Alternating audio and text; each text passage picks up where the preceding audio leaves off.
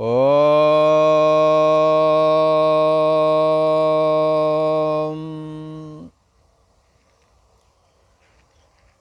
गुरु ब्रह्मा गुरु विष्णु गुरुदेव महेश्वरा गुरु साक्षात् परम ब्रह्म तस्मै श्री गुरवे नमः।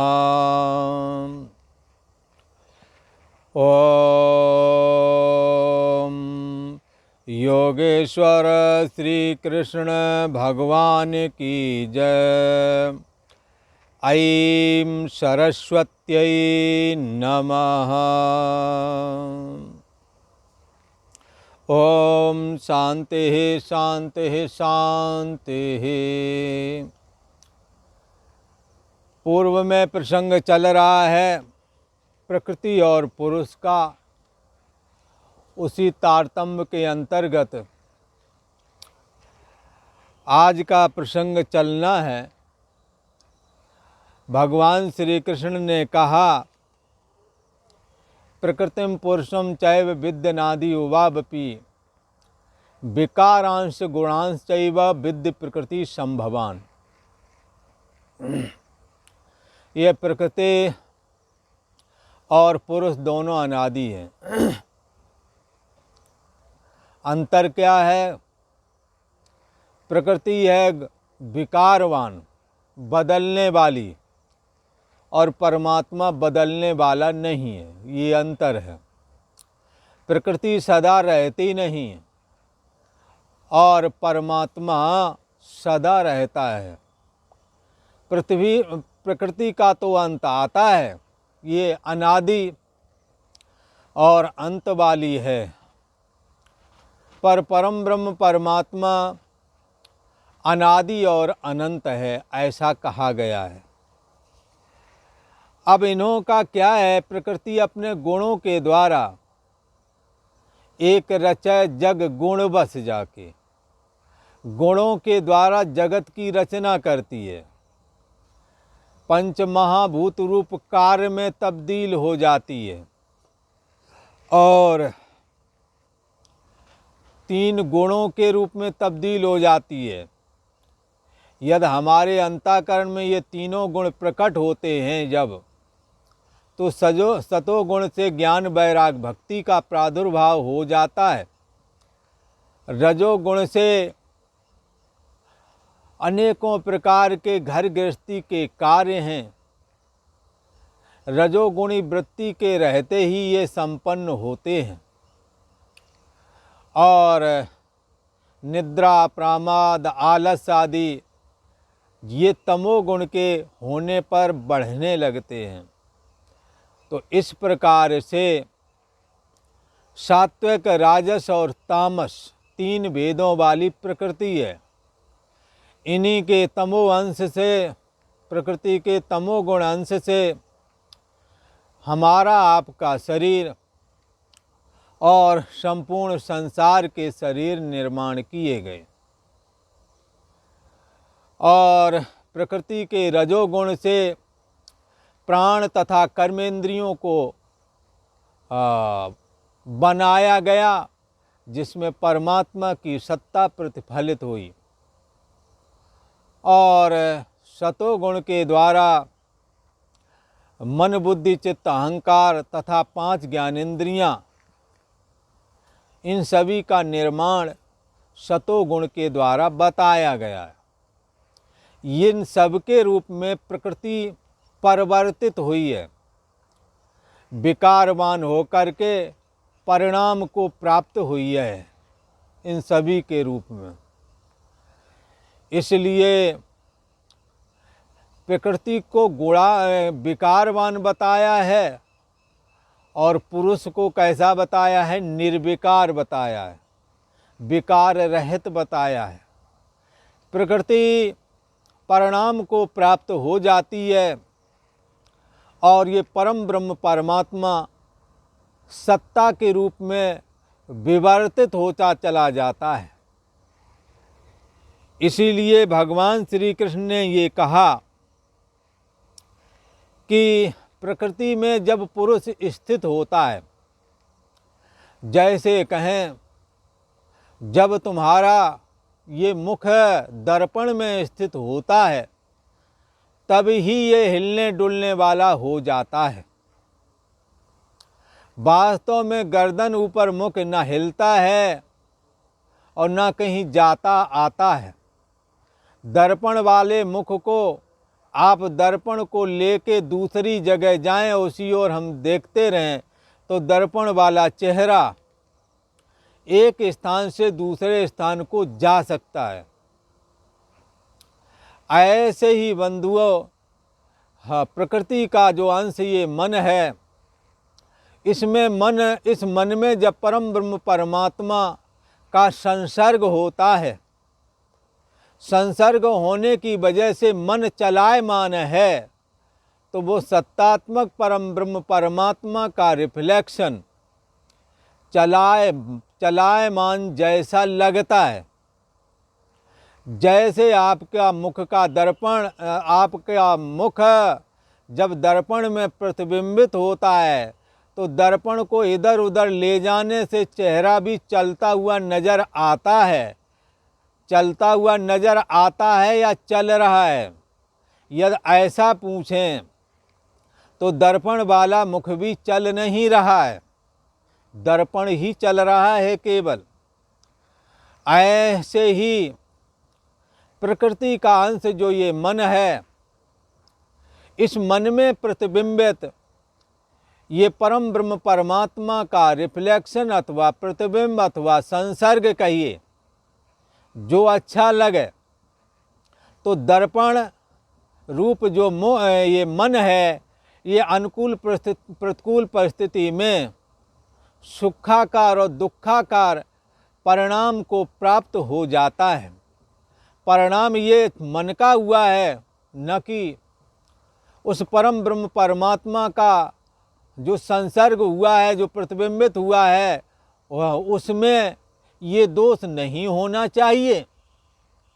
जैसे आपके ग्रीवा ऊपर मुख का प्रतिबिंब जब दर्पण में पड़ता है तो दर्पण के चलने पर प्रतिबिंब चलने जैसा दिखता है, ये चलना रूप गुण प्रतिबिंब में भी नहीं है। गर्दन ऊपर वाले मुख में तो है भी नहीं, है ही नहीं। पर दर्पण वाला प्रतिबिंब भी नहीं चलता।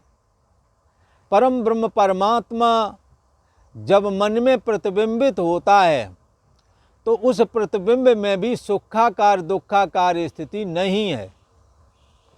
पर मन के अनुकूल परिस्थिति में चित्त की सुखाकार स्थिति बनती है और प्रतिकूल परिस्थिति में दुखाकार परिस्थिति वृत्ति बनती है।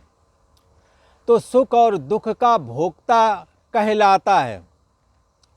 जब मन में प्रतिबिंबित यही ब्रह्म चेतना अनुकूल परिस्थिति में सुखाकार परिणाम को प्राप्त होती है तो ये सुख का भोक्ता कहलाती है। और जब प्रतिकूल परिस्थिति में दुखाकार के आकार में मन परिणत होता है तो मन में पड़ी हुई ये ब्रह्म चेतना, प्रतिबिंबित चेतना, ये दुख का भोक्ता कहलाती है। भगवान श्री कृष्ण कह रहे हैं कि पुरुषा प्रकृतिस्थो ही भुंक्ते। प्रकृति में स्थित ये प्रकृति है। शरीर, मन, इंद्रियां, बुद्धि, ये प्रकृति स्वरूप हैं। इस प्रकृति से जब सोने जागने वाली चेतना रूप ये रिफ्लेक्शन किसका है? अनादि और अनंत सत्तात्मक ब्रह्म का, आत्मा का। ये जब मन के अंदर होता है तो मन से संसर्ग वाला होता है, तभी मन में जब प्रतिबिंबित होती है ब्रह्म चेतना, तभी प्रतिबिंबित चेतना ही भोक्ता कहलाती है। यदि मन से अपने संसर्ग को खत्म कर ले, मन से, इंद्रियों से, शरीर से अपने को असंग महसूस कर ले, तो फिर भोक्तापना उसमें नहीं रह जाता है। इसीलिए भगवान श्री कृष्ण ने कहा प्रकृति में स्थित पुरुष ही भोक्ता कहलाता है। प्रकृति से असंग होने वाला ये ब्रह्म चेतना भोक्ता नहीं कहलाती है, ऐसा कहा। और ऊंच नीच योनियों में जन्म लेने का कारण क्या है? तो कहा है कि ये ब्रह्म चेतना का त्रिगुणात्मक जो ये मन है, शरीर मन इंद्रियां, इनका साथ करना, इनसे आसक्ति रखना, इनसे जुड़ना, जब ये मन तमोगुण से युक्त होता है और ब्रह्म चेतना सत्तात्मक ब्रह्म का प्रतिबिंब भी जब उससे जुड़ा होता है तो तामसी कर्म होता है, पापमय कर्म होता है। उस पापमय कर्म के द्वारा ये असद योनि अर्थात निम्न योनियों में इसका प्रवेश हो जाता है। पर जब विशुद्ध सतोगुणी होता ज्ञान वैराग भक्ति में, उस समय जब ये अपना कर्म ज्ञान वैराग भक्ति आदि करता है, उससे जो पुण्य बनता है वो पुण्य इसके ऊंच योनियों में, देवता आदि शरीरों में, उत्कृष्ट शरीरों में ये चेतना पहुंच जाती है। भगवान श्री कृष्ण कहते हैं त्रिगुणात्मक प्रकृति के साथ जब संसर्ग होता है तब अच्छे या गंदे कर्म करने की वजह से अच्छी या गंदी योनियों में इस जीव का प्रवेश हो जाता है। गुणों का संग ही इस जीवात्मा का अच्छी बुरी योनियों में जन्म लेने का कारण बनता है, ऐसा कहा। भगवान श्री कृष्ण कहते हैं इस शरीर में जो ये अंतर्यामी आत्मा है, ये साक्षात परम ब्रह्म परमात्मा ही है, ऐसा समझना चाहिए। और ऐसा जो ये या एवं वेति, ऐसा जो रहस्य जान लेता है, क्या प्रकृतिम पुरुषम चा गुणैस है, गुणों के सहित प्रकृति का क्या दायरा है, और परम ब्रह्म परमात्मा की सत्तात्मक स्थिति में किसी प्रकार की तब्दीली नहीं आती है, जिसका कभी अभाव नहीं रहता है, जिसकी दृष्टि का विपरलोप कभी होता ही नहीं है, जो हर समय प्रियता ही जिसमें अनुभव में आती है, जिसके कारण उसको आनंद कहते हैं, जिसका कभी अभाव नहीं होता इसलिए सत्य कहते हैं, जिसकी चेतनता का कभी अभाव नहीं होता है, जो समस्त चेतनों में एक ही चेतना दे रहा है, इसलिए उसको चेतन कहते हैं, चित्त कहते हैं। और वही कभी अप्रिय नहीं होता अपने आप को, इसलिए उसी को आनंद कहते हैं। ऐसा सच्चिदानंद रूप परम ब्रह्म परमात्मा को और गुणों के सहित प्रकृति को जो पुरुष जान जाता है, उसके लिए कहते हैं वो हर प्रकार के अपने कर्तव्य कर्मों को करता हुआ भी उन कर्मों के द्वारा बंधता नहीं है। जैसे अच्छे कर्म करने वाले भी जब कामना से प्रेरित होकर के कर्म करते हैं तो वो पुण्य के द्वारा बांधे जाते हैं, और जब गंदे कर्म उनसे बन जाते हैं कामना के अधीन होकर के, तो पाप के द्वारा बांधे जाते हैं। पर जितने प्रकृति और पुरुष के रहस्य को जान लिया है, और शरीर रूप तामसी प्रकृति, प्राण और कर्मेंद्रिय रूप राजसी प्रकृति, और ज्ञानेंद्रिय और मन रूप सात्विकी प्रकृति से जब ये अपने को असंग जान लेता है उस परम ब्रह्म परमात्मा को, जो कि इसकी बुद्धि देश का साक्षी है और इसकी असली मैं है, शरीर मन इंद्रियां तो नकली मैं हैं, जब ऐसा जान लेता है तब कामना से युक्त कर्म होते ही नहीं, उससे फलाकांक्षा रह ही नहीं जाती है, और करने वाला शरीर इंद्रियां मन बुद्धि से वो अपने को अलग मान रहा है, इसलिए शुभ कर्म उसे पूर्ण कर्म के द्वारा बांध नहीं पाते। पूर्ण कर्म तो होता है, उसका फल होता है सुख। सुख क्या होता है? ज्ञान वैराग भक्ति वाला सुख होता है। ब्रह्मानंद वाला सुख होता है जिसका अनुभव वो समाधि में करता है। उन कर्मों का फिर ये फल हो जाता है, तेहि कर फल पुण्य विषय विरागा, विषयों से वैराग हो जाता है और उस वैराग के द्वारा परम ब्रह्म परमात्मा से ज्ञान समाधि के द्वारा अभेद का निश्चय कर लेता है। ये उसका फल, उन निष्काम कर्मों का फल, तब ये परमात्मा की प्राप्ति हो जाता है। इसलिए वो स्वर्ग भेज करके तुम्हें सुख से नहीं बांधता और गंदे कर्म जिनों से हो जाते हैं नरक भेज करके दुख से वो लोग बांधे जाते हैं। सुख और दुख से जो कामना से प्रेरित होकर के अपने समस्त कर्मों को करते हैं।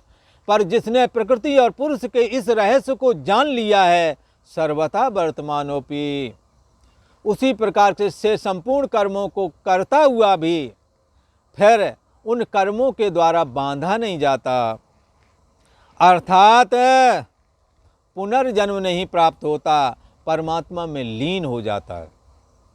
ऐसा कहा। किसी ने कहा उसकी प्राप्ति कैसे करें? आत्मा अनात्मा का विचार करें। देह क्या है और देही क्या है, इसका विचार करें। और क्षेत्र क्या है, शरीर रूप क्षेत्र क्या है और क्षेत्रज्ञ क्या है, इसका विचार करें। और अनात्मा का सजातीय वृत्तियों का प्रवाहीकरण रूप निधिध्यासन रूप ध्यान करें। जितने भी विजातीय वृत्तियां हैं, उन समस्त विजातीय वृत्तियों से अपने को अलग कर लेना है। विजातीय वृत्तियां क्या हैं? देह मैं हूं, देह के संबंधी मेरे हैं, ये आत्मा के सजातीय वृत्ति नहीं है। ये देह और जगत की सजातीय वृत्ति है। इसलिए देह और जगत की सजातीय वृत्ति का अपने से निकाल बाहर करो, इसका परित्याग कर देना चाहिए। और अनुकूल और प्रतिकूल परिस्थिति में जब ये चित्त सुखी और दुखी होता है तो ये भी अनात्माकार वृत्ति है। इस वृत्ति से अपने को रहित बनाना है। सुखाकार स्थिति भी हमारी नहीं, दुखाकार स्थिति भी हमारी नहीं, दोनों में चित्त विषम हो जाता है, इसका त्याग करें। फिर भूख प्यास आदि भी हमारे धर्म नहीं है, इन वृत्तियों का त्याग करें। और फिर आता है कर्ता भोक्तापना। बुद्धि के स्थिर का ये भी अनात्माकार है, न मैंने किया और न मैं भोगूंगा। करने कराने वाला शरीर इंद्रियां मन बुद्धि है, जो कि प्रकृति का भाग है। मैं इनसे सदा परे हूं, याते सदा शिवोहम, इनसे मैं सदा परे हूं, इनका जानने वाला हूं, इसलिए मैं सत्तात्मक ब्रह्म हूं। ऐसा धारण किया जाता है ध्यान के द्वारा। ये ज्ञान समाधि है, जिसके लिए कहते हैं ध्यानम बिना नैव ज्ञानम। ये वो वाला ध्यान है कि अनात्मा का सजाती वृत्तियों का प्रवाहीकरण करें। ये ज्ञान स्वरूप ध्यान है। ये ध्यान जब लगेगा तो आपकी अविद्या ग्रंथि को काट डालेगा और परमात्मा में सदा सदा के लिए स्थिति लाभ प्राप्त कराएगा। कुछ लोग ऐसा ध्यान करते हैं आत्मा की प्राप्ति के लिए, और कुछ सांख्य योग का सहारा लेते हैं। आत्मा अनात्मा का विवेक, प्रकृति भाग क्या है, माया भाग क्या है, और कुछ कर्म योग के द्वारा फलाकांक्षा त्याग करके परमात्मा के निमित्त कर्म करते हैं। जो भी क्रिया हुई परमात्मा को अर्पण कर दी। मैं इन क्रियाओं का जानने वाला हूं, ऐसा ज्ञान का आश्रय लेकर के समस्त क्रियाओं से अपने को अलग जान लेता है। कुछ इस प्रकार से साधना करते हैं, पर बंधुओं कई ऐसे लोग भी होते हैं जो इस प्रकार से विचार नहीं कर पाते, इस प्रकार से ध्यान नहीं कर पाते, शास्त्र जो अध्ययन नहीं कर पाए, स्वाध्याय का इतना अभ्यास नहीं है, पद पदार्थों का इतना ज्ञान नहीं है, उनके लिए भगवान ने हाँ एक उपासना पद्धति अलग से बताई है। क्या है? वो बड़े बड़े आचार्य और तत्वज्ञानी महापुरुष हैं, उनके सम्मुख बैठ के सुने और सुनकर के उस आत्म तत्व का आत्म साक्षात्कार करें।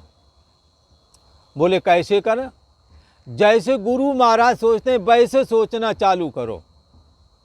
बोले परमात्मा हर जगह है, बोले हमें तो नहीं दिखता है, पर गुरु महाराज को दिखता है, संतों को दिखता है। ये कौन सी दृष्टि है इनकी, किस युक्ति के द्वारा देखते हैं, वो युक्ति को धारण करो सुन करके। इसी को यहाँ कह रहे हैं। तो ये गीता का 13वां अध्याय 25वां श्लोक है, जिसमें ये बात बताई गई। भगवान श्री कृष्ण कहते हैं, हे अर्जुन, अन्ये त्वेवमजानन्ता श्रुत्वा नेभ्य उपासते तेऽपि चाति तरन्तेव मृत्युम श्रुति परायणा। कहते हैं अन्य तू, परंतु दूसरे लोग कुछ ऐसे भी हैं। बोले कैसे? परंतु अन्य एवं अजानतः, कुछ दूसरे लोग जिनकी प्रखर बुद्धि नहीं है, जो शास्त्र को स्वयं विचार नहीं सकते हैं, जिन्हें पद पदार्थों का ज़्यादा विस्तार से ज्ञान नहीं है, ऐसे जो कम बुद्धि वाले हैं, मंद बुद्धि वाले लोग हैं, पर जिज्ञासु हैं, उन्हें परमात्मा के जानने की प्रबल इच्छा है, ऐसे लोगों को भगवान ने कहा। ऐसे लोग क्या करते हैं? परंतु अन्य, इनके अलावा अर्थात दूसरे जो मंद बुद्धि वाले पुरुष हैं, एवं अजानता, इस प्रकार वो नहीं जान पाते हैं, वो ध्यान नहीं कर पा रहे हैं, वो बड़े बड़े ग्रंथों का विचार नहीं कर पा रहे हैं सांख्य योग की विधि से।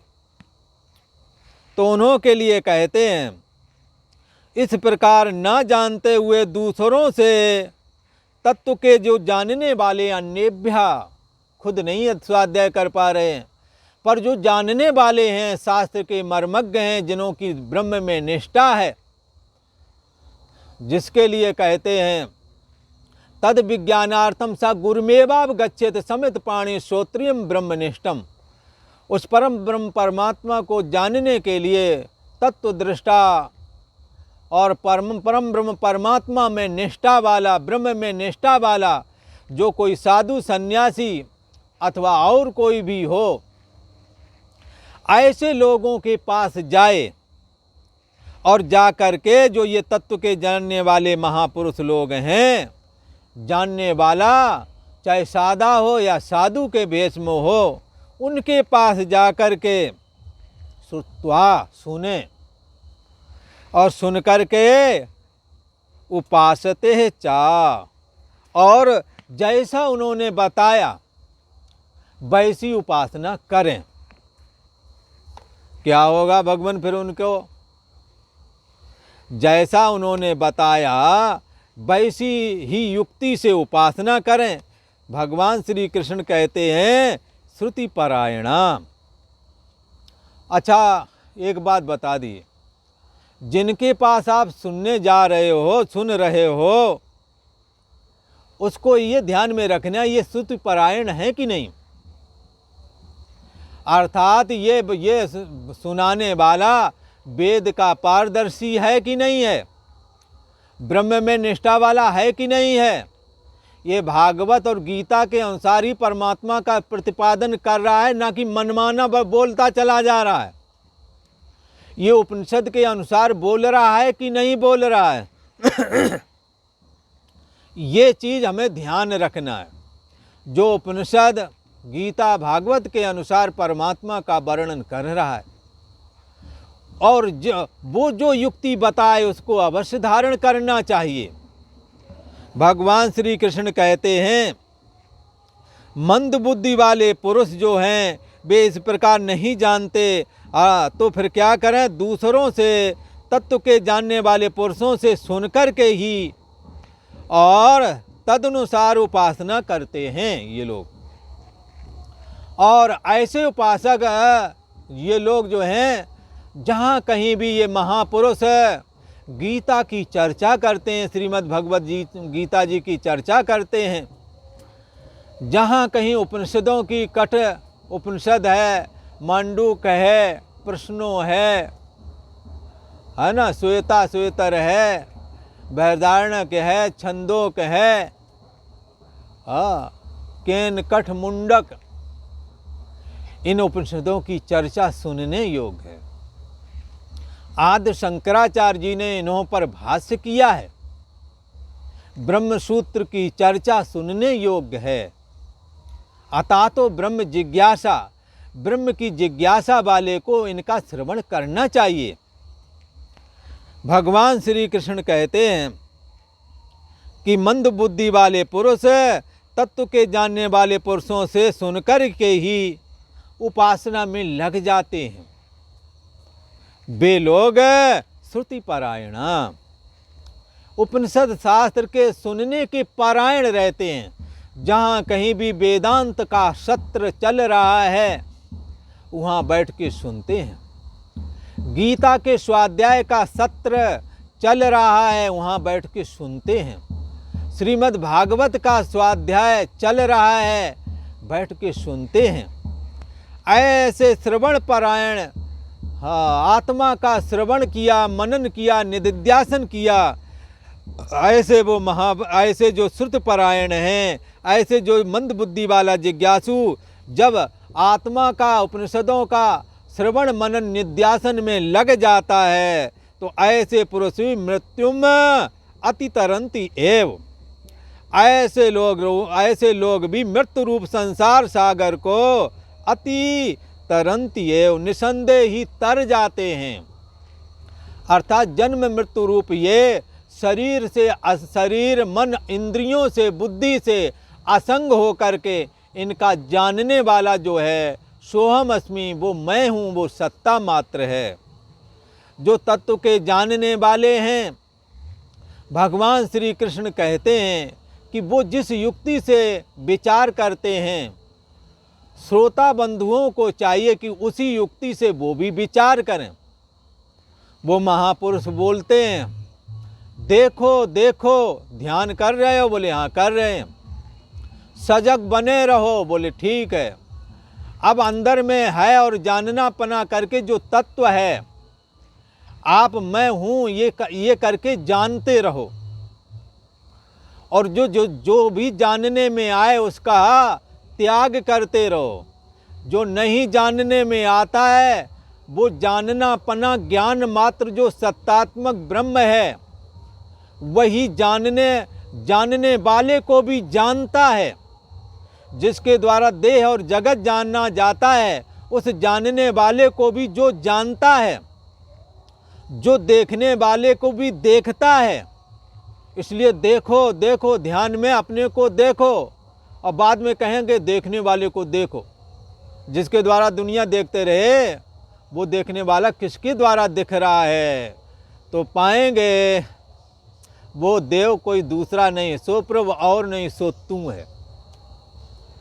इसलिए ये तत्वदर्शी महापुरुष युक्ति बताते, क्या कहते हैं, देखो कौन वो है जो देखने वाले को भी देखता है, कौन वो है जो सुनने वाले को भी सुन लेता है, कौन वो है जो जानने वाले को भी जानता है। को देवा, जो मना साक्षी, वो कौन सा देव है जो मन का भी साक्षी है, मन का जानने हारा है। ये जो तत्वदर्शी महापुरुष हैं, ये जब उपनिषद शास्त्र, गीता शास्त्र, भागवत शास्त्र की चर्चा करते हैं तो मंद जिज्ञासु उसके श्रवण परायण हो जाता है और गुरुओं को जो युक्ति प्राप्त है, जिसके द्वारा वो जानने वाले को भी जानते हैं, सुनने वाले को भी सुन लेते हैं, देखने वाले को भी जो देखता है, ऐसा जो चैतन्य सत्तात्मक ब्रह्म है, हाँ, वो युक्ति इन्हें भी आ जाती है। और इनेदम सर्वम विजानिया, जिसके द्वारा सब कुछ जाना जाता है, उस विज्ञाता को सोहम अस्मि, वो मैं ही हूँ, इस भाव से वो जान जाते हैं। भगवान श्री कृष्ण कहते हैं, अर्जुन अन्य ते वो मजानंता श्रुत्वा नेव उपासते ते पिचाति तरंते वो मृत्युम सुत परायणा। हे अर्जुन, परंतु इनसे दूसरे अर्थात जो मंद बुद्धि वाले पुरुष हैं, वो इस प्रकार से मुझे नहीं जानते हुए दूसरे तत्वदर्शी महापुरुषों से सुनकर के ही उपासना करते हैं, और वे श्रवण के परायण रहते हैं, सदा सुनते रहते हैं और अपने अंदर ब्रह्माकार वृत्ति को जगाए रखते हैं। ऐसे लोग भी मृत्यु रूप, जन्म मृत्यु रूप संसार सागर को अति तरंते और निसंदेह तर जाते हैं। और आज इतना ही। ओम शांति शांति शांति।